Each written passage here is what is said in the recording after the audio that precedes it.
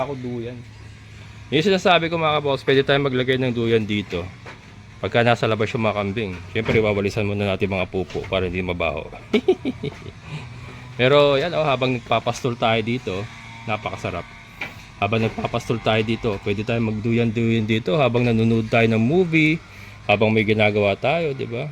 May duyan tayo dyan, mga kabokals. So, ang sarap. Sabi nga nung iba, this is the life. Napakasarap dito mga kabokals. So, payapa ang utak ko rito. Secondary na lang yung kita eh. Talagang ang number one talagang ganansya mo rito. Yung kapayapaan ng yung isip. Yung gusto mo yung ginagawa. Yun nga, payapa.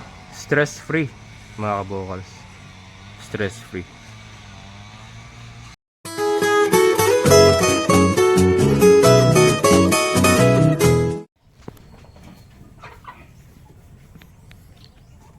May mga nagko-comment mga kabokals, bakit daw ganyan yung hagdan na ginawa natin sa ating kambingan? Bakit dalawa pa? May paganon, ayan, may paganon, may paganyan, may paganyan pa. Bakit hindi na lang daw inisa para yung space sa ibaba ay hindi makain? Ayan mga kabokals. Ayan, ito yung ating goat house. Sitisay. Ayun. Ayan.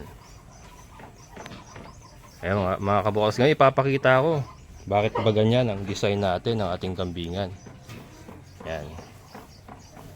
Ayan. Tignan nyo muna mga kabukals. So, bakit ba ganyan? Bakit nga ba ganyan ang ginawa mo kabukals? May paganyan-ganyan ka pa. May pagan-an-gan-an ka pa. Ayan, ito mga kabukals, ipapakita ko sa inyo ang reason behind. Ating mga native, hindi pala native, upgraded na sila mga kabukals. Ayan, sasama na natin sila papunta ron. Come here goat. Uli ka na paloma. Snow, come here Snow. Pakita natin sa kanila kung bakit ganaan. Ayan mga kabukals. Chloe. Chloe. Snow, dito ka Snow. Snow. Chloe. Ayan mga kabukals. So, dito tayo sa loob. Ito yung ating babuyan. Yung ating babuyan. Ito yung isang hagdan natin papunta ron. Kasama ko si Paloma. Snow, halika rito. Come here Snow. Snow.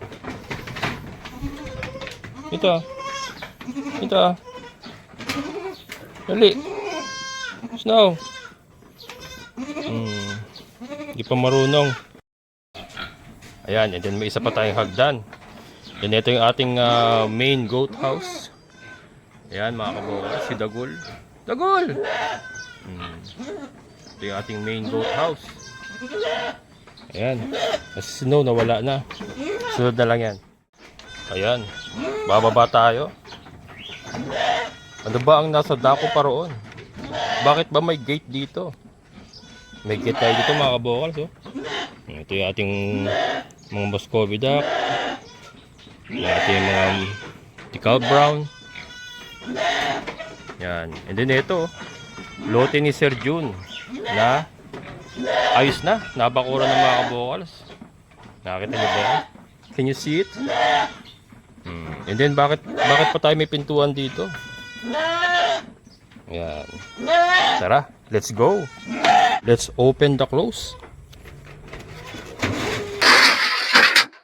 Taran! Ayan mga kabukals. So, nandito na tayo sa lote ni Sir June. And then, ng ating mga kambing, tatanggalin na natin yung tali na ito ni Paloma. Ang galing. Wait lang. Tatanggalin ko na yung tali mo para wala ka ng tali. Gusto mo ba yan? Para makagala ka na dito sa loob. Wait lang.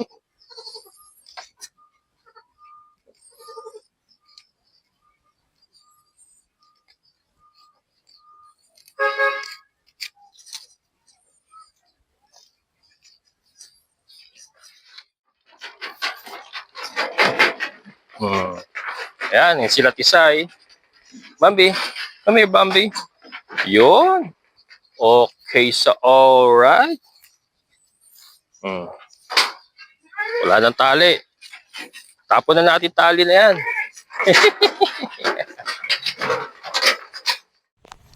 Yan. Siyempre si Dagul nagwawala. Ayun, nagwawala si Dagul. Dagul, pasensyahan na lang. Wala akong kasama, brother. Tiis ka lang muna dyan.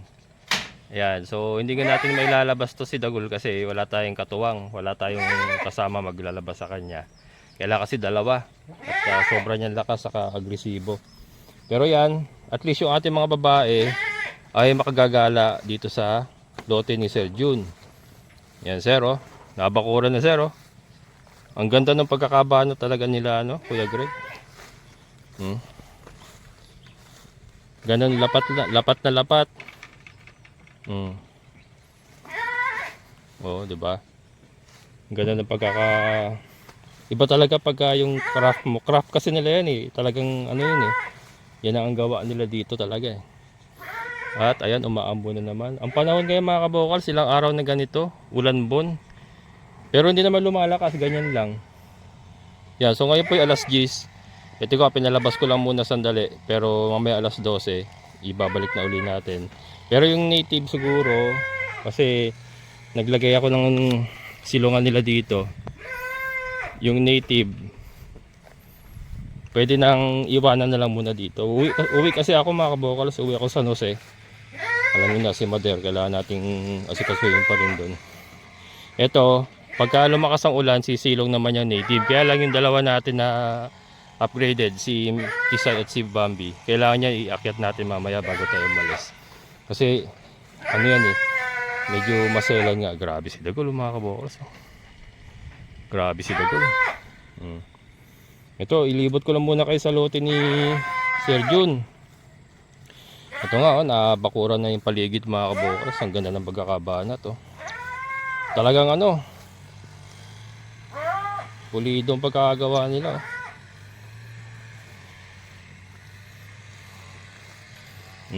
Tapos ito yung gate namin, mga kabokals. Haha, may gate kami. Yan, Sir Jun. Ito yung ating gate. Ano kayo, ipipix ko ito kasi madalang naman ito magagamit dahil ang ito lagi na lang ito nakasara muna. Total wala pa naman Sir Jun, hindi pa naman gagamitin. Ito is ano, para sa entrance ni Sir Jun pagka siya ay magpupunta na rito sa hop, dyan lang kayo. Ayan. So yan po yung ating, dyan na kayo, kulit nyo naman eh. Yes, sir. Yan yung ating gate. Ganda rin na pagkakabanat nila Kuya Greg, oh. May mga support yan, nakapako yan, and then nakasupport pa ng nakaipit pa ng kawayan, and then nakatali ng alambre. And then ito, ano to, solid ito, bayogin yung pinampose natin. Grabe si Dagol. Yan ito, ayun, oh. Ito nga yung atin. Yan yung atin, yung gate natin. So dito, pagka si Sir, halimbawa gagamitin ni Sir yung lote niya, ito yung magiging entrance niya. Yan, sara ko muna. Ayan, so yan, nakasara. Ipipix ko muna yan. Ipipix ko ng alambre para ang daan lang doon sa akin muna. Bali, ang magiging gamit naman natin dito, sabi nga ni Sir Jun, pwede tayong magsuga ng kambing. Sabi nga niya, pwede daw ako maglagay ng ano, ng bubong ng mga pato ng Muscovy duck natin. Pwede tayong maglagay ng kulungan dito. Kaya sabi ko nga, ang target ko kasing gawin is magparami ng kambing. Yun nga, bibili ng mga babaeng kambing. And then pawawalan lang natin dito. Ayan, yun ang magiging goat house nila. Kasi nga, ayan, oh. So pagka halimbawa may mabagyo, yan, sama-sama lang sila dyan. Yan. Ito naman, pagka nagsama-sama na sila dito, halimbawa may bagong kambing tayo, yun nga, ika-quarantine muna natin ng mga 1 week or 2 weeks. And then, siyempre, examine natin kung may problema, kung mayroong mga problema sa muka or sa mata, yung pink eyes, mga ganyan, or sakit, sipon. Siyempre, gagamutin muna natin, pagka cleared na talaga, saka natin isasama sa herd natin. Yan. Pero yun nga, ang plano ko rito is magparami tayo ng kambing talaga. Malaki-laki rin ito. Kung sa mga 40 piraso siguro po pwede nating isuga dito.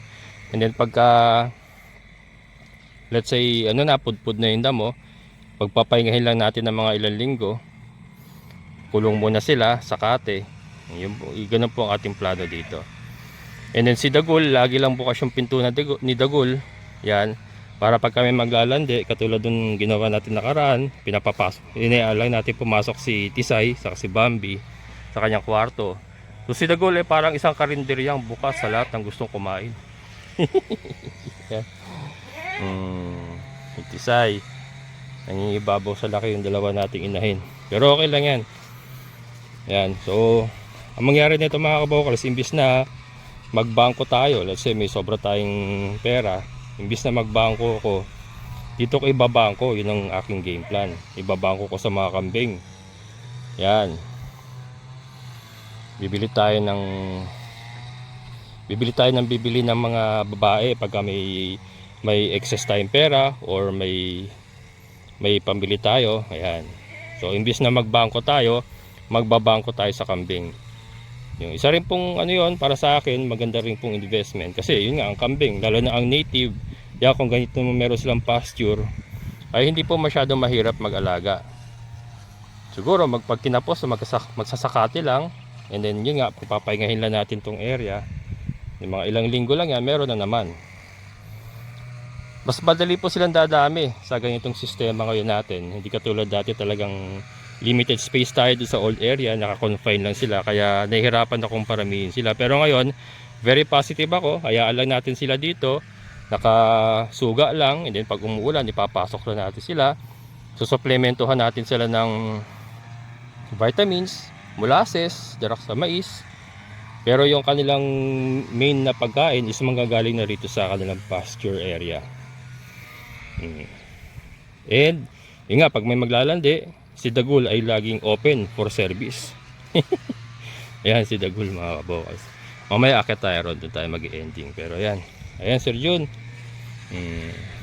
Ganda. Ang ganda ng pagkakabanat mga kabokals. Ito may mga kawayan pa rito. Ano ko pa to, itatabi pa natin. Ayusin pa natin yan. Ito yung mga nakatira ng kawayan. Ayusin pa natin yan. Kaya sa mga subscriber ko po na nakakuha dito sa Barangay Tukod, San Rafael, Bulacan, oh. Yan, kung gusto niyo pong magpabakod, magsabi lang po kayo.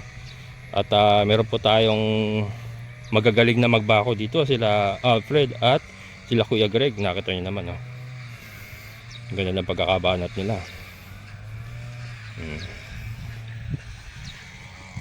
Ito, nakabisagra pa yung ating gate mga kabokals, diba? Pero pagkagabi nakasecure tayo mga kabokals, ah. Siyempre, ang style ko nito, ipapakita ko lang sa inyo. Mga kambing natin nakapagtatakbo-takbo na, oh. Nakatatakbo-takbo na yung mga kambing natin. Si Bambi, masayang masaya. Ito, meron tayong padlock. Nakapadlock to sa gabi mga kabokals. Secured tayo dyan. Nakapadlock yan. Siyempre, kahit na may cyclone dito, kasi cyclone lang yan, eh. Marami tayong alaga sa loob, and mag-isa lang tayo rito. Nakapadlock ito mga kabokals. Sa gabi, nakasara yan. So, tinatrato natin ito as labas pa rin. Labas pa rin. Yun po ang trato natin dito sa area na to. Pagkagabi. So, well secured pa rin tayo dito. From here, yan. Ito, may padlock tayo mga kabokals. Yan. May kadena tayo, nakakadena yan. Hindi naka-reinforce ng mga, naka-reinforce pa ng mga alambre yan sa loob. Kaya well secured pa rin tayo. So yung ating po fortress, no? Yung ating perimeter existing, yung pa rin yung tibay niya, yung security niya, yung pa rin yun. Naglagay lang tayo ng pintuan dito pero nakapadlock siya. So secured na secured pa rin tayo. Ayan. Ayan, ito mga kabukals. Kung magkakambing kayo, mai-share ko lang. Oh. Kung gagayahin nyo po yung ganitong style, kung magpapaalpas tayo ng kambing ng ganito, maganda pong kukunin nyo yung ganito. Ganitong kalalaking butas lang. Huwag po yung malaki. Kasi may ganyan may malaki. Yung dati ko, doon sa old area, ganyan kalaki. 4 yata yun. Ito yata yung natawag nilang 2. 4 yung malaki. Kasi pag lumusot ang kambing dyan, hindi na sila makalalabas hanggang sa mabigti na pag hindi nyo nakita. Mabibigti sila. Kaya po pwede pong mamatay yung ating kambing pagka ganun kalaki. So yan pong pinaka-ideal sa kung magpa-free-range kayo. Ganyan kaliit lang na yung dos na cyclone. Yung nga lang mas mahal po yan kaysa doon sa 4. Saka parang dito po bihira po ako makakita ng 4 na cyclone. Puro ganito po ang ang binebenta nila dito. Ano Meng? At Tisay, Meng tuloy. Tisay, masaya ka ba Tisay? Masaya ang Tisay ko ha? Saya-saya ng Tisay ko ha. Pati ang Bambi ko masaya. Masaya ka Bambi ko ha? Yan. Ang ganda nito mga kabokal. So pag napadami nito napadami natin sila tapos nakagala lang silang ganyan Ay, ito na yan pastulan ko. Ito na yung pastulan ko. Pero hindi akin to. Pinagamit lang sa akin. Oo. Nasa ibang bansa yung may-ari. Oo. Nasa Norway may-ari nito, sabi niya. Gamitin ko lang muna. Ayan. Mag-aano ako ng kambing, paparami ako dito. Kaya nang parami ninyo. Oo. Papawalan lang dito, Papawalan ko lang. Abay talaga naman. Oo. Pagka kinakapit sa kati, Sa kati lang, oo. Oo. Oo. Susuruin doon ni Sir Eman yan. Yung daan na yan. Bubuhayin na. Paikot, ganyan. Oo. Pero dyan pa rin, tutumbukin pa rin yung daanan nyo dyan. Hindi nga, ibig sabihin, kasi wala sayang yung load pag nagit ka Oo. Gigilid ko lang siya. Ha? Gigilid ko lang siya. Gigilid, oo. Para yung load hindi masayang. Yan, daan kasi talaga yan, yung baba na yan. Ano? Kalsada talaga yan Di mo lalagay. Oo, yan ang kalsada talaga. Itong week na to yata, bubuhayin nyo na yan Ito ilang metro lang ito, mga 400 din, ito. Kasi laki ng akin. Mga bakuran, Gumanda. Gumaganda talaga lote pag nabakuran no? Ganda. Oo, nakita talaga yung ganda. Hindi mo magkakalang ito Oo. Dati hindi pinapansin yan Talaga naman. Dati, sugalang na kayo. Oo. Ganda na. Ayan. Yaman na kayo sige.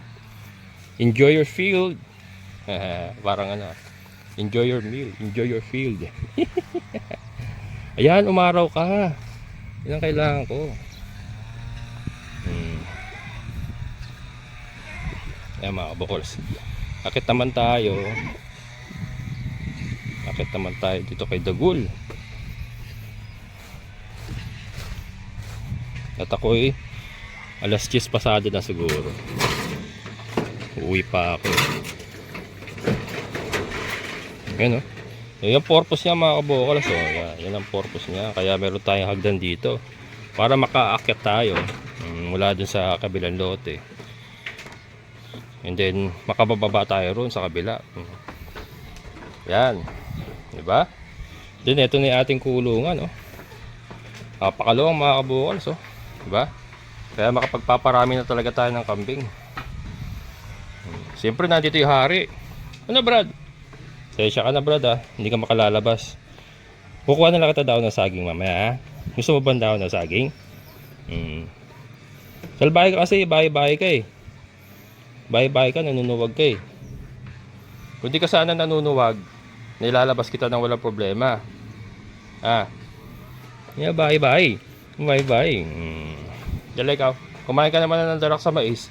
Naubos mo ba yung darak sa mais mo? O ba? Simot ah.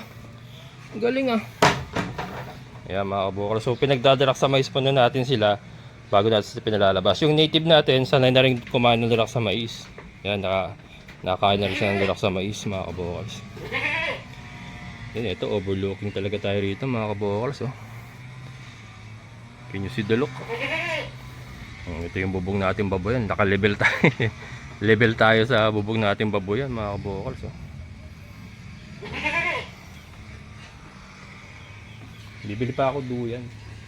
Yung sinasabi ko mga kabox, pwede tayong maglagay ng duyan dito pagka nasa labas yung mga kambing. Siyempre wawalisan muna natin mga pupo para hindi mabaho.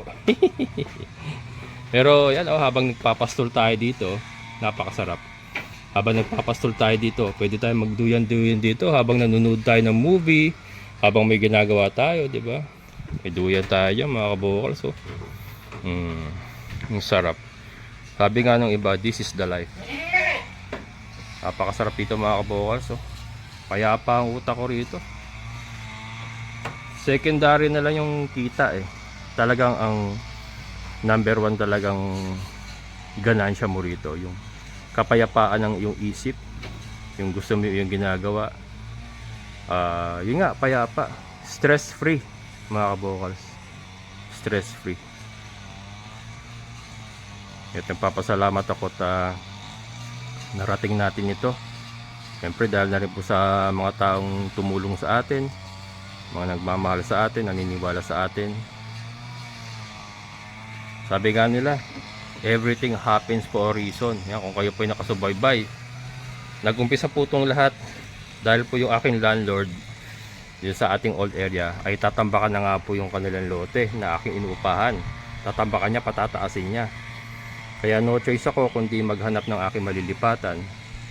And then nasumpungan nga po natin itong lugar na ito, Barangay Tukod, San Rafael, Bulacan, na pinapahulugan na lupa. Hulugan mga kabokals, oh. Hulugan. Ito po is 6 years to pay. Nakuha ko pa itong 6 years to pay. Pero yung mga ngayon yata, hanggang 5 years na lang po sila.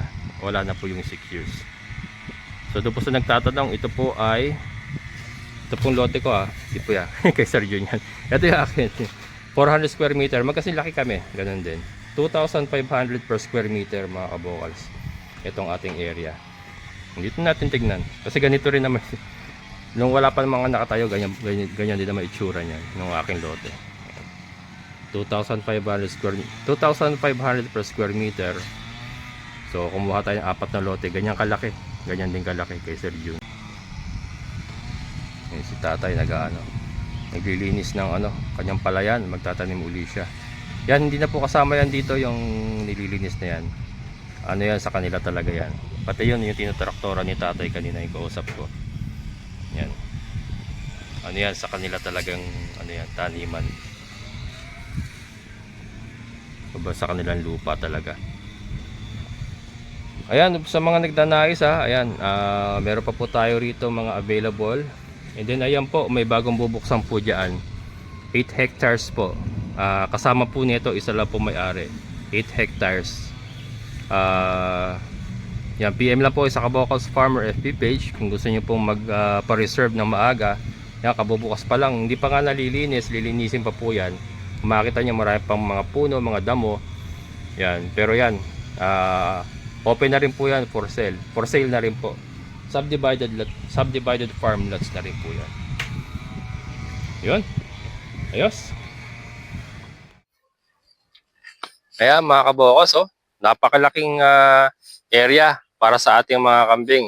Maraming salamat kay Sir Jun at nabigyan po tayo ng pagkakataon na gamitin pansamantala itong kanyang lupa para sa ating farming business. Ayan, so ito po, malaking bagay po may magagawa nito para sa atin. Kumbaga, isa po itong malaking push para sa atin, sa ating goal na makapagparami ng kambing, and then eventually, hopefully, pag naging successful tayo is makakuha na po tayo ng talagang sarili natin na another area na kung saan maipapastol po natin yung mas maraming kambing. Yan.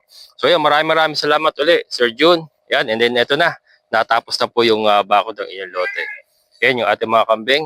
Masayang masaya sa kanilang bagong lakaran. Wala nang tali. Free range na po sila. Yan. Yan, maraming salamat. Ako nga po pala ay humihingi ng pasensya sa lahat po ng mga subscriber ko, mga manonood ko na nagko-comments po sa ating YouTube channel. Pasensya na po kayo. Alam niyo naman po talaga na alam niyo naman po na sa ngayon po talagang mag-isa na lang po tayo. Wala na po tayong mga tao rito. And isa pa, yung signal po natin dito is mahina. Kaya hindi po tayo makasagot sa mga comments. Pahirapan po kasi yung ating data rito. And wala po tayong internet dito sa ating area. So yan, pasensya na po. Pasensya na kung hindi po ako nakakasagot sa ating mga comments. Pero yan, maraming salamat po sa inyong patuloy na panonood. Siyempre sa lahat po ng mga solid kabukas at mga silent viewers ko po, maraming salamat sa inyong patuloy na suporta. And sa ating kaibigan po na Sir Boy at Sir, maraming salamat po. Ingat po kayo dyan. Hanggang dito na lang, maraming salamat. Muli ito ang inyong kabukas farmer nagsabing sabay-sabay tayong mangarap, magsikap, at higit sa lahat ay kumilos at siguradong ulad ang ating amazing na buhay. Bye-bye!